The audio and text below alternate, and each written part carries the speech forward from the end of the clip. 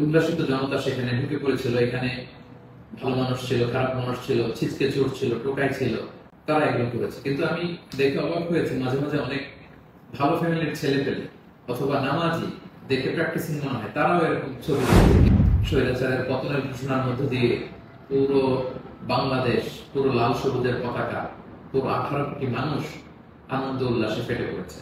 আমরা আল্লাহ শুকরিয়া আদায় করেছি, আমরা হাফ ছেড়ে বেঁচেছি, আমরা স্বস্তির নিঃশ্বাস ফেলেছি, আমরা নতুন করে একটা স্বাধীন বাংলাদেশ পাওয়ার একটা আকাঙ্ক্ষা আমাদের হৃদয়ে জেগেছে। শুধু কিন্তু দুঃখের ব্যাপার হলো, আমরা মাঝে মাঝে আবেগে অথবা লোভে পড়ে অথবা হৃদয়ের জ্ঞান হারিয়ে এমন কিছু করে ফেলি যেটা আমাদের এই বিজয়কে, আমাদের অ্যাচিভমেন্টকে প্রশ্নবিদ্ধ করে, এটা ন্যায্যতাকে প্রশ্নবিদ্ধ করে। গতকাল আমরা দেখেছি যে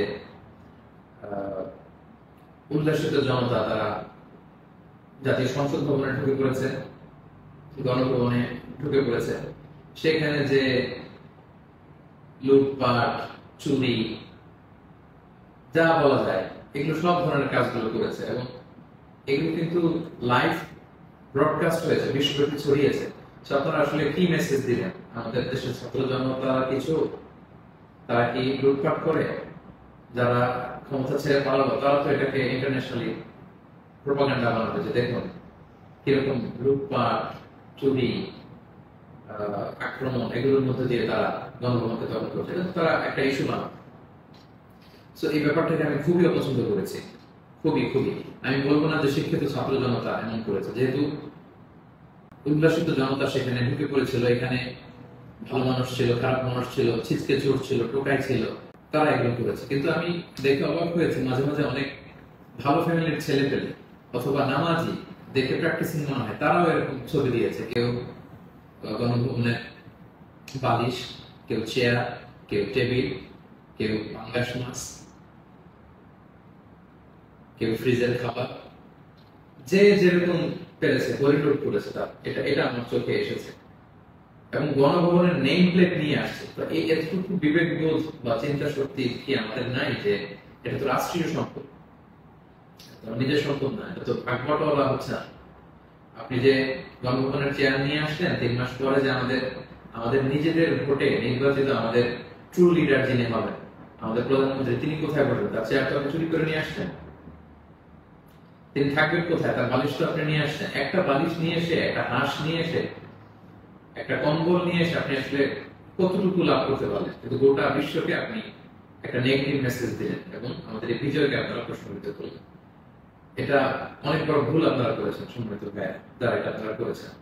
আমরা পৃথিবীর বিভিন্ন জাতি গোষ্ঠীর মধ্যে থেকে তাদের অনেক ভালো গুণ দেখি, এগুলোকে আমরা নিতে পারি না? মানুষ তো নিজেদেরকে ভালো জিনিস দেখে দেখে সেগুলো অ্যাডপ্ট করে করে মানুষ নিজেকে সুন্দর করে, পলিশ করে। আমরা জাপানিজদেরকে দেখেছি তারা কত ভদ্র পরিচ্ছন্ন।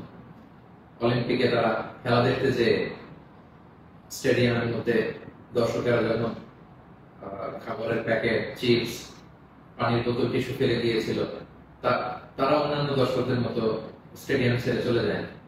খেলা দেখা শেষে তারা নিজেরা সব ময়লাগুলো, গার্বেজ গুলো পরিষ্কার করে তারপর ক্লিন করে সেই দর্শক গ্যালারি তারা ছেড়েছে। গোটা বিশ্বে তারা প্রশংসিত হয়েছে। তো এই যে তারা একটা মেসেজ দিল গোটা বিশ্ববাসীকে যে আমরা সিভিলাইজড, আমরা পরিচ্ছন্ন। আমরা আমাদের গতকালের বিজয় উদযাপন করতে যে কি এটা করতে পেরেছি? এই যে আমাদের মধ্যে অধৈর্য, অস্থিরতা, এই যে সাময়িক বেনিফিটেড হওয়ার যে মানসিকতা, এইটা যদি আমরা ঠিক করতে না পারি, এই গণবিপ্লবে, গণ অভ্যুত্থানে, নতুন সরকার কিচ্ছু আসা যাবে না প্রিয় ভাইয়া। মানে I'm telling you the truth, I'm telling you the reality, এটা আপনাদের মনে রাখতে হবে। বাস্তবতা হচ্ছে আমরা যেমন, আমাদের নেতারাও যেমন। আমরা গতকাল হরিলুট করেছি, আমাদের নেতারাও হরিলুট করেছে। আমরাও চুরি করেছি, তারাও চুরি করতে। আমরা আসলে সুযোগের অভাবে সব, বাস্তবতা যেটা। কথাগুলো এই মুহূর্তে, বিজয়ের মুহূর্তে তিক্ত হলেও আমাকে ইসলামিক পয়েন্ট অফ ভিউ থেকে এই রিমাইন্ডার গুলো আমাকে বলতে হচ্ছে। Sorry for that. তারা পদ্মা সেতুতে দুর্নীতির সুযোগ পেয়েছে, ওই লুট করেছে। তারা দেশের বড় বড় মেগা প্রজেক্টে লুট করেছে, আর আপনি ছোট্ট জিনিস লুট করার সুযোগ পেয়েছেন, ওইটা করেছে। কোনো পার্থক্য নাই। তারা করেছে বড় বড় ঘরে লুট, আপনারা করেছেন ছোট ছোট চুরি লুট। এই তো পার্থক্য আমাদের এতটুকুই। এই জিনিসটা আমাদেরকে বুঝতে হবে যে এগুলো রাষ্ট্রীয় সম্পদ। সেখান থেকে একটা সুতা কেন আমরা টাচ করবো? আপনারা গণভবন ঘেরাও করেছেন, ভেতরে যে উল্লাস করবো, তাকবীর দিন, এমন দেশকে কোথাও খুঁজে পাবে না তুমি, সকল দেশের রানী সেজে আমার জন্মভূমি, গলা ছেড়ে দিয়ে সবাই মিলে কোরআন গান করতে, গোটা বিশ্ব দেখতো আমরা কত সিভিলাইজ, আমরা কত সভ্য। সেটা না করে আপনারা ভাঙচুরের মতো কাজ, লুটপাটের মতো কাজ আমরা করে ফেলছি। আমি বলবো না যে সবাই বুঝে করেছেন, অনেকে অনেকে রাগ থেকে, ক্ষোভ থেকে, ঘৃণা থেকে এটা করেছেন, কিন্তু কাজটা ভুল করেছেন। প্রথম যেটা করতে হবে, আপনাদেরকে আল্লাহর কাছে ক্ষমা চাইতে হবে, আল্লাহর কাছে ক্ষমা চান। দ্বিতীয়ত এগুলো ফেরত দিয়ে আসতে হবে প্রিয় ভাই। আমাদের ছাত্র বন্ধুরা এগুলো কালেকশন করছে, এবং ছাত্র ভাইদেরকে আমি বলবো যারা এগুলো আবার রিটার্ন দিতে আসবে তাদেরকে যেন আমরা ব্লেম না করি, পড়াশোনা না করি, তারা তাদের রিয়েলাইজেশন থেকে নিয়ে আসছে, এগুলো তারা রিসিভ করুন। কারণ এগুলো রাষ্ট্রীয় সম্পদ, নতুন গভর্নমেন্ট আসলে আবার নতুন করে রাষ্ট্রীয় অর্থ ব্যয় করে এগুলো আমাদেরকে আবার মেরামত করতে হবে, ঠিক করতে হবে সঙ্গে সঙ্গে।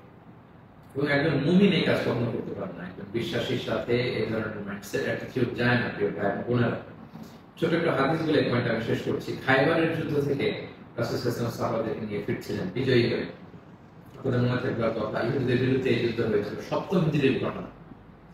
ফেরার পথে রাসূল সাল্লাল্লাহু আলাইহি ওয়াসাল্লামের একজন খাদেম রাসূল সাল্লাল্লাহু আলাইহি ওয়াসাল্লাম উটের হাওদাস ঠিক করছিল, এমন সময় একটা বিক্ষিপ্ত তীর এসে তার গায়ে লেগে সে সেখানে মারা যায়। সাহাবারা তার জন্য দোয়া করলো, তারা বললো কি খুশ নসিব তার, যুদ্ধ থেকে ফিরে আসার পথে মুজাহিদ শহীদ হয়েছে, জান্নাতের নীল পাখি হয়ে সে ঘুরবে। রাসূল সাল্লাল্লাহু আলাইহি ওয়াসাল্লাম বললেন না, তোমরা এই মন্তব্য করো না, তোমরা জানো না আমার এই দাস সে সুযোগ পেয়ে রাষ্ট্রীয় সম্পদের অর্থাৎ গনিমতে যেটা পেয়েছিল ভাগ বটলার আগে সে লোকচক্ষুর আড়ালে একটি চাদর চুরি করেছিল, এবং এই জাহান্নামের এই চাদর তার গা পেঁচিয়ে তার শরীরকে জ্বালিয়ে ফেলবে, তাকে দগ্ধ করবে। আল্লাহু আকবার। অনেক লম্বা কথা, আমি সংক্ষেপে শেষ করে দিচ্ছি। সময়টা যদি আপনি খেয়াল করে দেখুন, একজন সাহাবী, বিশ্বনবীর সার্ভেন্ট, সে রাষ্ট্রীয় এই সামান্য একটা চাদর চুরি করার কারণে রাসূল সাল্লাল্লাহু আলাইহি ওয়াসাল্লাম বললেন শাহাদাত তো দূরের কথা, এই চাদরটাকে অগ্নিদগ্ধ করবে। তো আপনার কি ভয় হয় না? আপনি যে অনুভব থেকে বালিশ নিয়ে আসলেন, চাদর নিয়ে আসলেন, ওখানকার টিভি নিয়ে আসলেন, ওখানকার জিনিসপত্র যে আপনি কাঁধে করে নিয়ে আসলেন, ফুলের টব এটা সেটা ভেঙে যে নিয়ে আসলেন, এগুলো যে আগুনের লেলিহান শিখা হয়ে আপনাকে জ্বালাবে, আপনার কি ভয় হয় না? এই মাইন্ডসেটে যদি আমরা থাকি, কোন ভালো নেতাই আমাদের কিছু করতে পারবে না। 18 কোটি জনগণের এই হাইলি পপুলেটেড দেশে কেউ এসে কিছু করে দিয়ে যেতে পারবে না যদি আমরা নিজেরা না শুধরাই। আমরা এটা ভুল করেছি, আমরা অনুতপ্ত হব, অনুশোচিত হব। যারা আমার আলোচনা শুনেন, আমাকে পছন্দ করেন, আমি হাত জোর করে অনুরোধ করব প্রত্যেকটি জিনিস আপনারা ফেরত দিয়ে আসবেন। এগুলো রাষ্ট্রীয় সম্পদ, কোন রাষ্ট্রীয় সম্পদকে তো সুরক্ষা করার অধিকার আল্লাহ আমাদেরকে দেন। আল্লাহ আমাদেরকে বুঝতে